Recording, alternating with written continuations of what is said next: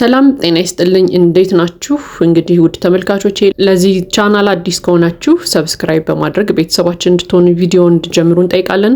በዛውም ላይክ አድርጋችሁ ቪዲዮውን ተመልከቱት። ቪዲዮውን አይታችሁ ስትጨርሱ ደግሞ ሐሳብ አስተያየታችሁን ኮሜንት መስጫ ላይ አሳርፉልን። ወደ ዛሬው ሐሳባችን እንሄዳለን። እንግዲህ ዛሬ ቡዜ መታለች ማለት ነው። ቡዜን እንግዲህ ለማታቋት የአብርሃም እህት ነች። እንግዲህ ቡዜ የተለያዩ ሐሳቦችን ከአብርሃም ጋር ለማውራት ዛሬ መታለች ማለት ነው።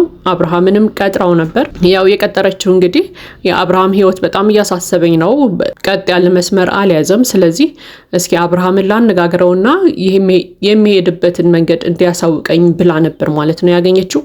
እንግዲህ እንደሚታወቀው አብርሃም አሁን የሆነ እግረ መንገዱን የሚኖር አይነት ሰው እየሆነ ነው። ወይ ከሩታ ጋርም አልሆነም፣ ከሄርሜላ ጋርም አልሆነም። ሩታ ጋር ነው ሲባል ሄርሜላ ጋር ይሄዳል፣ ሄርሜላ ጋር ነው ሲባል ሩታ ጋር ይሄዳል። እንግዲህ ዝብርቅርቅ ያለ ላይፍ ውስጥ ነው ያለው ማለት ነው። እንግዲህ ይሄ ነገር ቤተሰቦቹንም ሳያሳስባቸው አይቀርም። ምክንያቱም ባለፈው ወንድሙ ራሱ ከሄርሜላ ጋርም ከአብርሃምም ከሩታ ጋርም ከሁሉም ጋር በየተራ ሲያነጋግራቸው ነበር። ምንድነው ሐሳባችሁ እያለ ሲጠይቃቸውም ነበር ማለት ነው። እንግዲህ ዛሬ ደግሞ ቡዜ መታለች። ቡዜም እንግዲህ ይሄ ነገር አሳስቧታል ማለት ነው። የአብርሃም ህይወት እስከመቼ ነው በዚህ መልኩ የሚቀጥለው? ለምንድነው አንድ ውሳኔ ወስኖ ትክክለኛ ህይወቱን የማይመራው የሚል ሐሳብን ይዛ መታለች ማለት ነው። እንግዲህ አብርሃም እንደሚታወቀው አሁን ላይ ነፃነቱን የፈለገ ይመስላል። በቃ ዝም ብሎ ከትዳር ውጪ እንደፈለገ የሆነ መኖር የፈለገ ነገር ነው ይመስለው። ያን ነገር እያሰበ ያለ ይመስለኛል። እንግዲህ ለማንኛውም ቤተሰቦቹ ይሄ ነገር አሳስቧቸዋል። እንግዲህ ጋሽዬም ሰልችቷቸው ነው ነገሮችን ችላ ብለው የተዉት ብዬ አስባለሁ። አሁን እንግዲህ ወደ ወንድሞቹና የእህቶቹ ተራ ነው። እንግዲህ ቡዜ መታለች ዛሬ። አብርሃምም ጋር ተገናኝተዋል ማለት ነው። እንግዲህ አብርሃም ጋርም እያወሩ ነበር። ያው አብርሃም ብዙ ጊዜ እንደዚህ ቁም ነገር ያለው ነገር ሲወራ ቁም ነገር አያወራም ወይ ማፌዝ ምናምን ይወዳል። ነገር ግን ቡዜ ሲሪየስ ሆኖ እንዲያወራት ነበር የፈለገችው ዛሬ ማለት ነው ስትጠይቀውም የነበረው። እሱም እንግዲህ ለማዋራት ሞክረዋል፣ ተነጋግረዋል፣ ብዙ ነገሮችን አንስተዋል።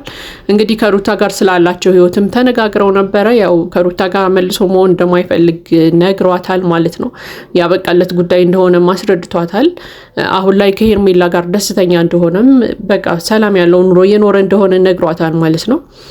እንግዲህ ቡዜም ምንድነው ያነሳችለት ጥያቄ በቃ ከሩታ ጋር ከተለያያችሁ የሩታና ያንተ ግንኙነት ካበቃለት ሄርሜላን አግባት፣ በቃ ሄርሜላን አግባትና አብራችሁ ኑሩ ብላው ነበር ማለት ነው። እንግዲህ ይሄ ነገር ትንሽ አብርሃምን ፈገግ አስብሎታል ማለት ነው። የምርሽን ነው? እንዴት ፈቀድሽልኝ? እንዴት ተስማማሽ በዚህ ሐሳብ ምናምን ብሎ ጠይቋት ነበር። ያው እሷም እንግዲህ ያው እስከመቼ ድረስ ብቻህን ትኖራለህ? ደግሞ በቃ ትክክለኛ ህይወት መምራት ስላለብህ ሄርሜላን አግባና በቃ ባለ ትዳር ሆነህ እርፍ ብለህ ኑር የሚል ሐሳብን አንስታለታለች። ምክንያቱም በቃ ከሩታ ጋር ከተለያየህ ብቻህን ከምትሆን ደግሞ ሄርሜላን አግባ። ሄርሜላ ጋር የምትዋደዱ ከሆነ ተጋብታችሁ አብራችሁ ኑሩ። እኔ እንደውም ድል አድርጌ ደግሼ ለመዳር ዝግጁ ነኝ ሁላ ብላው ነበር ማለት ነው። እና እንግዲህ አብርሃም ይሄ ነገር ሲያስቀው ነበር። ያው ያልጠበቀው ነገር ስለሆነ ይሆናል። ምክንያቱም ከቤተሰብ እንደዚህ አይነት ሐሳብ ብዙ ጊዜ አይመጣም። ቤተሰብ ብዙ ጊዜ ይቃወማል ምናምን ግንኙነቶችን። እንግዲህ እህቱ ገፍታ መታ በቃ አግባት ፈቅጄልሃለሁ እኔ ሄርሜላን አግባና ኑር ስላለችው ትንሽ የተገረመ ይመስላል። ነገር ግን አብርሃም ያው እኔ አሁን ላይ በትዳር መኖር ሐሳብ የለኝም የማግባት እቅድም የለኝም ብሏታል ማለት ነው። እንግዲህ በጣም በሚያስገርም ሁኔታ ታዲያ ለምንድነው ተስፋ የምትሰጣት? ሄርሜላ ጋር አብረህ ሆነ ተስፋ ለምን ትሰጣታለህ ስትለው የመለሰላት መልስ አስገርሞኛል። እኔ ተስፋ ሰጥቻት አላውቅም። ሄርሜላ ጋር የሆንኩት ሄርሜላ ደስ ስለሚላት ነው ሁላ ብሏል ማለት ነው። እንዴ አብርሃም ምን እያደረክ ነው ያለው? ሄርሜላ ጋር የሆንከው ሄርሜላ ደስ ስለሚላት ብቻ ነው ወይስ አንተም ሄርሜላ ጋር ያለህን ግንኙነት ስለምትፈልገው ነው? ይሄ ነገር በጣም ጥያቄ ነው የሆነብኝ ለኔ በግል ማለት ነው። ስለዚህ ሄርሜላ ስለምትፈልግ ብቻ ነው ወይስ እውነት አንተም ሄርሜላን ስለምትፈልጋት ነው አብርሃት የሆንከው?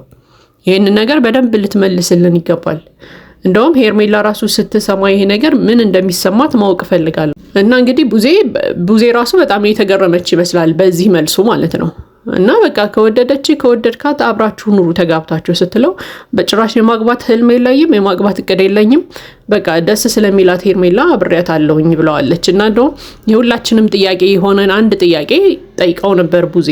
ምንድነው ያለችው? አንተና ሄርሜላ ምንና ምን ናችሁ ብላው ሁላ ነበረ። እንግዲህ ይሄ ጥያቄ ለኛ ብቻ ሳይሆን ለሄርሜላ ራሱ ጥያቄ ነው። ምክንያቱም ባለፈው ሄርሜላ ራሱ ስትጠይቀው ነበረ እኔ እናንተ ምንድነው ያለን ግንኙነት ትወደኛለህ ወይ?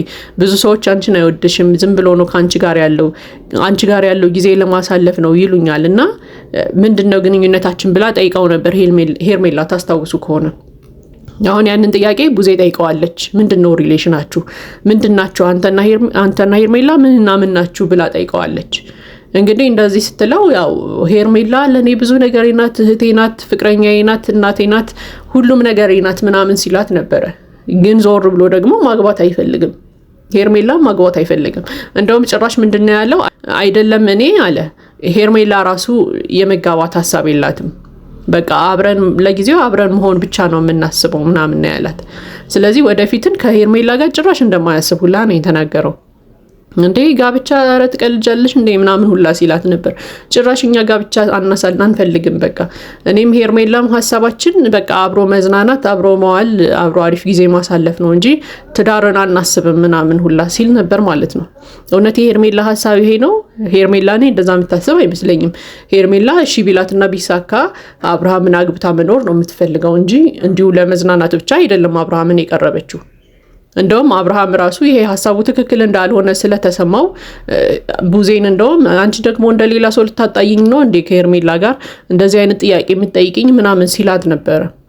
ስለዚህ አብርሃም ጋር ምንም አይነት ወደፊት የለም፣ ከሄርሜላ ጋር የሚያስበው ነገር የለም። ሄርሜላ ብቻ ነች እያሰበች ያለችው ወይ እየተሞኘች ነው ማለት ነው። በዚህ ሐሳቧ ከአብርሃም ጋር ወደፊት አብሬ ሆናለሁ ብላ እያሰበች እየተሞኘች ነው ያለችው ሄርሜላ። አብርሃም ጭራሽ ወደፊትን ከሄርሜላ ጋር እንደማያስብ ነው የተናገረው። ሄርሜላ ለመዝናናት ለጊዜው ጊዜ ለማሳለፍ ደስ የሚል አሪፍ ጊዜን ከሷ ጋር ጆይን ለማድረግ ብቻ ነው እንጂ የሚፈልገው ለትዳር እንደማያስባት ደጋግሞ ተናግሯል። ይሄ ሐሳብ ደግሞ የሱ ብቻ ሐሳብ ሳይሆን ሄርሜላም እንደዛ ነው የምታስበው ሁላ ብሎ እየተናገረ ነው ያለው። እውነት ሄርሜላ እንደዛ ነው ወይ የምታስበው ነው ጥያቄው።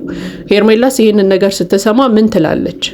በጣም እንደምትቀየመው እርግጠኛ ነኝ። ምክንያቱም እሱ ራሱ ሄርሜላን የሚያበሳጭ ነገር እንደሆነ ስላወቀ ቡዜን ለምንድን ነው እንደዚህ አይነት ጥያቄ የምትጠይቅኝ? ከሄርሜላ ጋር ልታጣይኝ ነው እንዴ እንደሌላ ሰው ደግሞ ምናምን እያለ ሁላ ሲጠይቃት ነበር ማለት ነው። እና ቡዜም እንግዲህ ግራ ገብቷታል። ምትዋደዱ ከሆነ ለምንድን ነው ወደፊት ማታስቡት ስትለው አይ እኔም አላስብም ሄርሜላም አታስብም፣ በቃ አብረን መዝናናት ብቻ ነው የምንፈልገው እያለ ደጋግሞ ሲያወራ ነበር ማለት ነው። እንግዲህ ይሄ ነገር በጣም ነው የሚያሳዝነው። በቃ ሄርሜላን ለወደፊት ማያስባት ከሆነ ለትዳር ማያስባት ከሆነ ለምን አይነግራትም? በግልጽ ነግሯት ጊዜዋንም ከሚያባክንባት በቃ ቢለያዩ መልካም ነው ብዬ አስባለሁ። እንዴ ያስጠላል እኮ እዛ ላይ ሩታን አስቀምጦ እዚህ ጋር ደግሞ ሄርሜላን ለመዝናናት ነው የሚያስባት። ልቡ ከሩታ አራቅም ወይ ሩታ ጋር ሆኖ ሩታን እንዳያስደስት አይፈልግም። ሄርሜላ ጋር ሆኖ ሄርሜላን አግብቶ እንዳይኖር አይፈልግም። ስለዚህ የሚያስበው ምንድነው? በሁለቱም ሴቶች መዝናናት ነው የሚፈልገው ማለት ነው።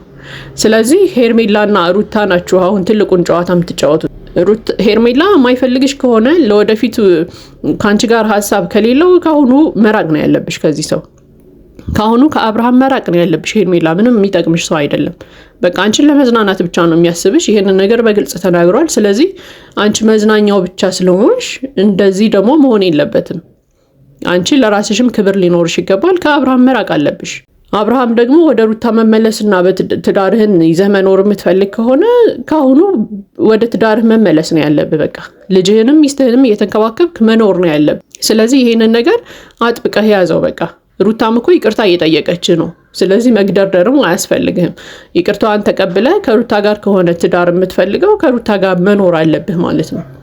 ስለዚህ ይሄንን ነገር በደንብ ብታስብበት መልካም ይመስለኛል እንጂ የሰው ህይወትን ባታበላሽ መልካም ነው ብዬ አስባለሁ። እንግዲህ ቡዜም እንደዚህ ነው ስትመክረው የነበረው። እንግዲህ የእህቱን ሐሳብ ከተቀበለና ምክሯን ከሰማ ጥሩ ነገር ነው። ሄርሜላን ለትዳር ማያስብ ከሆነ ወደ ትዳሩ መመለስ እንዳለበት እየነገረችው ነበር። እሷም ያው ወደ ትዳር ተመለስ፣ በቃ ሄርሜላን ተዋት፣ እሷንም ህይወት አታበላሽባት፣ ጊዜዋንም አታቃጥልባት። ስለዚህ አንዳንድ ጊዜ እንደ ሰው ቆም ብለን ረጋ ብለን ብናስብ መልካም ነው። ሄርሜላ እህት ብትሆንና ሌላ ሰው እንደዚህ ቢያደርጋት የሚሰማህን ስሜት ማሰብ መቻል አለብን። እንግዲህ የኔ ቤተሰቦች ደግሞ እናንተም ሐሳብ አስተያየታችሁን ኮሜንት ላይ አስፍሩልን። የአብርሃም ሐሳብ ምንድን ነው? በአብርሃም ሀሳብ ተስማማላችሁ? እንደዚሁ ይቀጥል ነው የምትሉት ወይስ ህይወቱን አስተካክሎ በትክክለኛው መንገድ መጓዝ አለበት ብላችሁ ነው የምታምኑት? የሄርሜላና የሩታስ ውሳኔ ምን መሆን አለበት ብላችሁ ታስባላችሁ? እስኪ ሀሳባችሁን ኮመንት ላይ አስፍሩልኝ። ለማንኛውም የዛሬው ሀሳባችን ይህንን ይመስላል። መልካም ቀን ይሁንላችሁ።